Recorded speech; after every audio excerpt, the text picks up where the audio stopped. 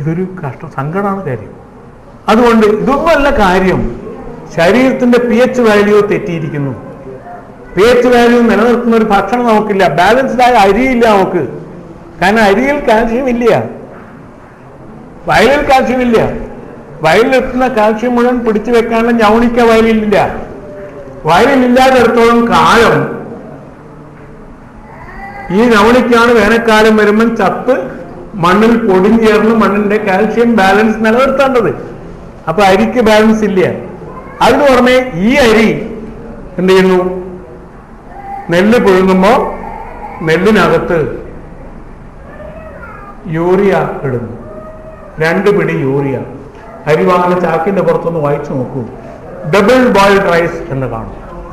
2 തവണ പുഴുങ്ങിയതാണ്. 2 തവണ പുഴുങ്ങുക എന്ന് പറഞ്ഞാൽ 2 തവണ വേവിക്കുക എന്നല്ല അർത്ഥം. ഒരു രാത്രി ചൂടാക്കി വെക്കുക, 2 പിടി യൂറിയ ഇട്ട് കലക്കി വെക്കുക. പിറ്റേന്ന് വൈകുന്നേരം ഒന്നുകൂടി ചൂടാക്കിയാൽ നെല്ല് ചോറായി കഴിയും. എടുത്ത് ഉണക്കി കുത്തിയാൽ നല്ല ഒന്നാം തരം സുന്ദരമായ അരി മുത്തുമണി പോലെ ഇരിക്കും. അത് വെച്ചിട്ടാണ് ഈ സിനിമാ താരങ്ങളൊക്കെ നിറപറ ചറപറ എന്നൊക്കെ പറയുന്നത്. നിറപറ ചോറുണ്ടെങ്കിൽ കറി വേണ്ട. ആ പരസ്യം തലച്ചോറിൽ കിടന്നുകൊണ്ട് നമുക്ക് കറി വേണ്ടി വരില്ല. നമ്മൾ ആസ്വദിക്കുന്നത് ഒരിക്കലും നാവ് കൊണ്ടല്ല, രസനേന്ദ്രിയം കൊണ്ടല്ല. പഞ്ചേന്ദ്രിയങ്ങളിൽ നാവിനെ നമ്മൾ നഷ്ടപ്പെടുത്തി. രസനേന്ദ്രിയം ഇല്ല ഇപ്പം. അതുകൊണ്ടെന്താ? നമുക്ക് തലച്ചോറ് കൊണ്ടാണ് ആസ്വദിക്കുന്നത്. അപ്പോഴാണ് ഐസ്ക്രീം സ്വാദുള്ളതായിട്ട് തോന്നുന്നത്. നാവ് കൊണ്ട് ആസ്വദിക്കുമ്പോൾ നമുക്ക് തിരിച്ചറിയാം. ആ തിരിച്ചറിവാണ് നമുക്ക് നഷ്ടപ്പെട്ടത്. രുചി അറിയാനുള്ള കഴിവ് പോലും. ഈ യൂറിയ അകത്ത് കിടന്നാലോ ഒരു സംശയം വേണ്ട, യൂട്രോഫിക്കേഷൻ ഓഫ് ദ ബ്ലഡ് ഉറപ്പാ. ജപ്പാൻകാരന്റെ മൂത്രം മരുന്നായി കൊടുത്താലൊന്നും ഹോമിയോ പോലും രക്ഷപ്പെടില്ല. യൂറിക് ആസിഡ് കൊടുക്കുമ്പോൾ ഓർമ്മിച്ചോളൂ, ഈ മൂത്രം വരുന്നത് ജപ്പാൻകാരന്റെ മൂത്രം അത്ര ദിവ്യമായ മൂത്രമൊന്നുമല്ല. യൂറിക് ആസിഡ് നമ്മളെടുത്ത് കൊടുക്കേണ്ടി വരുന്നതാണ്. എന്തുകൊണ്ട് കൊടുക്കേണ്ടി വരുന്നു? അത്രയും യൂറിക് ആസിഡ് ശരീരത്തിൽ ഡെപ്പോസിറ്റ് വരുന്നു. ഭക്ഷണത്തിലൂടെ പോലും യൂറിക് ആസിഡ് അകത്തെത്തുമ്പോൾ നാം ഓർമ്മിക്കുക, നാം അപകടത്തിലേക്കില്ല. അരിയിലൂടെ, പാലിലൂടെ, കാലിത്തീറ്റയായിട്ട് കൊടുക്കുന്ന യൂറിക് ആസിഡാണ്, യൂറിയാണ്. കാലിത്തീറ്റയിൽ യൂറിയ ഉണ്ട്.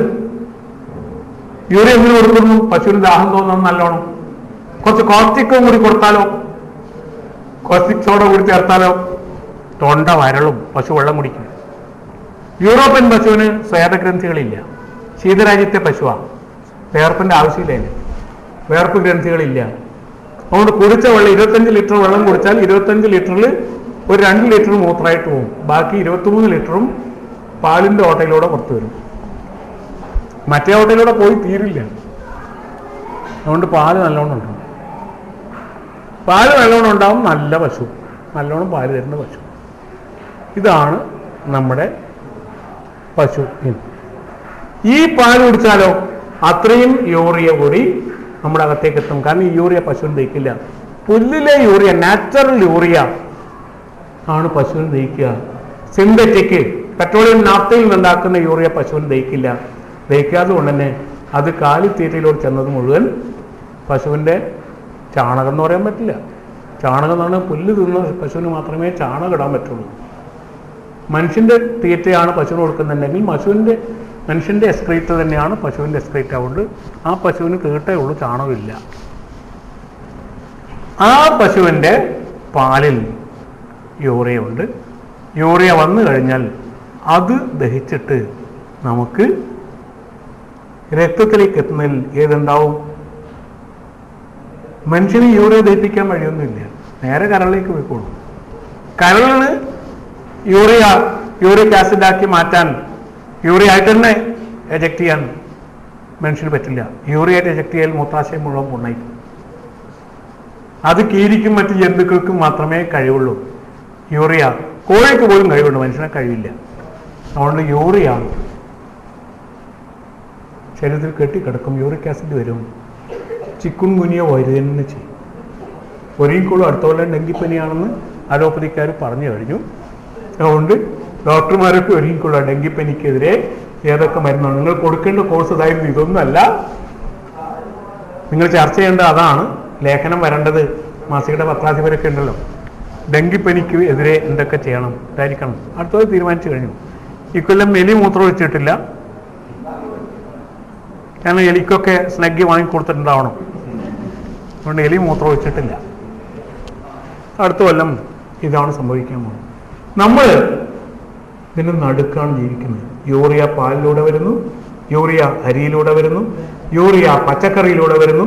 എല്ലാ പച്ചക്കറിക്കും വെള്ളരിക്ക വാങ്ങിയാൽ മുറിച്ച് നോക്കുക, വെള്ളം ഒരിക്കുന്നുണ്ടെങ്കിൽ മനസ്സിലായിക്കൂടുക ഇതിൽ യൂറിയ എക്സസ് ആണ്.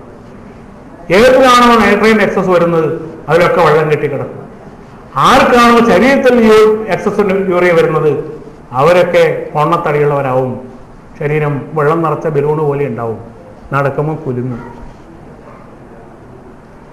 നിങ്ങളുടെ മക്കൾക്ക് നല്ല വളർമ്മയുണ്ടെന്ന് നിങ്ങൾ പറയുമ്പോൾ മനസ്സിലായിക്കോളൂ, ഇത് അപകടത്തിലേക്കാണ്. വെള്ളം കൂടുതലാണ്. വളരെ പെട്ടെന്ന് സെപ്റ്റിസീമിയയിലേക്ക് എത്തും. ചെറിയ മുറി പോലും പഴുക്കും. അതുകൊണ്ട് തന്നെ ചരകൻ പണ്ടേ പഠിപ്പിച്ചു, കാർശ്യമേവാ വരം, മെലിഞ്ഞിരിക്കുന്നവൻ ഭാഗ്യവാൻ.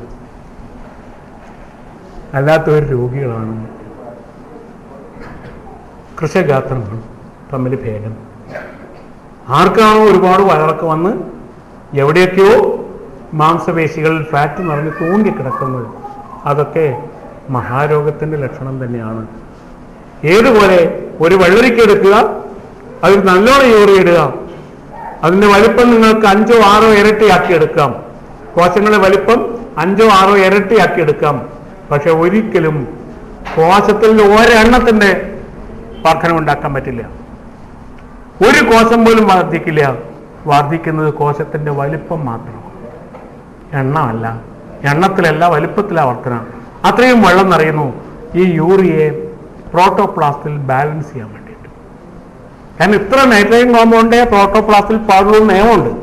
നൈട്രജൻ കോമ്പൗണ്ട് എക്സസ് വന്നാൽ അത്രയും വെള്ളം ചേർത്തിട്ടാണ് ഇത് ബാലൻസ് ചെയ്യുക. അതുകൊണ്ട് മുറിച്ച് വെച്ചാൽ വെള്ളം ഒലിക്കും. പച്ചക്കറി മുറിച്ച് വെച്ച് വെള്ളം ഒലിക്കുന്നത് കണ്ടാൽ നമുക്ക് മനസ്സിലാവും എന്താണ് ഇത് എക്സസ് യൂറിയ. ഇത് നമ്മുടെ അകത്ത് ചെന്നാൽ നമ്മുടെ ശരീരത്തിൽ പ്രോട്ടോപ്ലാസ്റ്റിൽ അത്രയും വെള്ളം വേണ്ടി വരും. അത്രയും വെള്ളം ശരീരത്തിനകത്ത് കെട്ടിക്കിടന്നാൽ നാം രോഗികളാണ്. അപ്പോൾ ആ വെള്ളത്തിനകത്തേക്കാണ് ചിക്കുൻഗുനിയോ ഡെങ്കി ഫീവറോ എലിപ്പനിയോ എലിമൂത്രമോ എന്താണെന്ന് വെച്ചാൽ അതൊക്കെ വരിക. എവിടെയാണ് തെറ്റ്? Imbalanced food. ഇപ്പോൾ നമുക്കൊരു ബാലൻസ്ഡ് ഫുഡ് ആവശ്യമുണ്ട്. ബാലൻസ്ഡ് ഫുഡ് എവിടെ നിന്ന് കിട്ടും? ബാലൻസ്ഡ് പ്ലാന്റിൽ നിന്ന് മാത്രം. ബാലൻസ്ഡ് പ്ലാന്റ് എങ്ങനെയുണ്ടാവും? ബാലൻസ്ഡ് സോയിലിൽ മാത്രം. ഇപ്പോൾ മനുഷ്യ നീ മണ്ണാകുന്നു എന്ന ബൈബിൾ വാക്യത്തിൻ്റെ അർത്ഥം നമുക്ക് മനസ്സിലാവും. മനുഷ്യൻ മണ്ണാണ്. എവിടെ മണ്ണ് വിഷമുള്ളതാണോ ഇപ്പോൾ മനുഷ്യ ശരീരം വിഷമുള്ളതായിത്തീരും.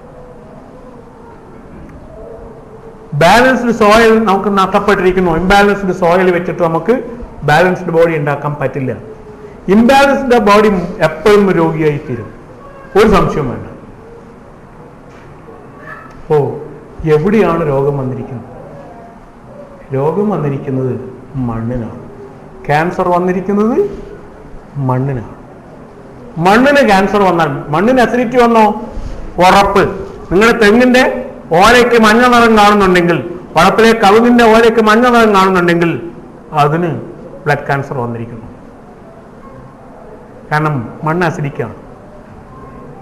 മണ്ണിൽ അമ്മാതി ഉണ്ടെങ്കിൽ കവുങ്ങിന്റെ ഓലയ്ക്ക് മഞ്ഞ നിറം വന്നിരിക്കും. ഏറ്റവും നല്ല ഇൻഡിക്കേറ്റർ ആണ്. ഏത് വീട്ടിൽ പോയാലും ഏത് വളപ്പ് പോയാലും നിങ്ങൾ രോഗിയെ നോക്കുന്നതിന് മുമ്പ്, രോഗിയെ നോക്കാൻ വേണ്ടി പോകുന്നുണ്ടെങ്കിൽ ആദ്യം വളപ്പിലെ കവുങ്ങ് നോക്കുക. ആ വളപ്പിൽ ജീവിക്കുന്ന ഓരോരുത്തർക്കും അസിഡിറ്റി ഉണ്ട്, ഹൈപ്പർ അസിഡിറ്റി ഉണ്ട്.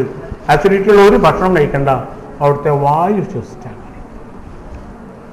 ആ വായുവിലൂടെ അസിഡിറ്റി നിങ്ങളുടെ ഉള്ളിലേക്ക് എത്തും. അപ്പോഴാണ് 2000 കൊല്ലം മുമ്പ് സുശ്രുതൻ എഴുതി വെച്ച വാക്യത്തിന്റെ അർത്ഥം നിങ്ങൾക്ക് മനസ്സിലാവുക. രോഗം ജന്മനാ ഉള്ളത് മാത്രമല്ല, നിജം മാത്രമല്ല, ആഗന്തുകം കൂടിയാണ്. പുറമേന്ന് വന്നു ചേരും. പുറമേന്ന് വന്നു ചേരുന്നതെന്ന് പറഞ്ഞാൽ നമ്മൾ ഈ അണുക്കൾ കിടക്കുന്ന നമ്മൾ ധരിച്ചിരിക്കുന്നത് അല്ല, വായുവിലൂടെ വരുന്നു. ജീവിക്കുന്ന സാഹചര്യം തെറ്റിയാൽ രോഗം വരും. പറമ്പിലെ മണ്ണിന് അസിഡിറ്റി ഉണ്ടെങ്കിൽ അത് ശ്വസിച്ചാൽ ശ്വാസകോശത്തിലേക്ക് അസിഡിറ്റി എത്തും. നൈട്രജന്റെ 5 ഓക്സൈഡും എത്തും. ഈ 5 ഓക്സൈഡുകളും ശരീരത്തെ ഇംബാലൻസ്ഡ് ആക്കും. ഇംബാലൻസ്ഡ് ആക്കി കഴിഞ്ഞാൽ അപ്പം മനസ്സിലാവും, ആദ്യം പ്രായമെത്തിയിട്ടോ വാർദ്ധക്യം കൊണ്ടോ പാരമ്പര്യം കൊണ്ടോ അല്ലാതെ മുടി നരക്കാൻ തുടങ്ങും. മെലാനിൻ ഗ്ലാൻഡ് അങ്ങ് പോകും, മുടി നരയ്ക്കും, മുടി കൊഴിയും, തുടങ്ങിയിട്ട് ഓസ്റ്റിയോപോറോസിസ് വരെ അടങ്ങുന്നുണ്ട്.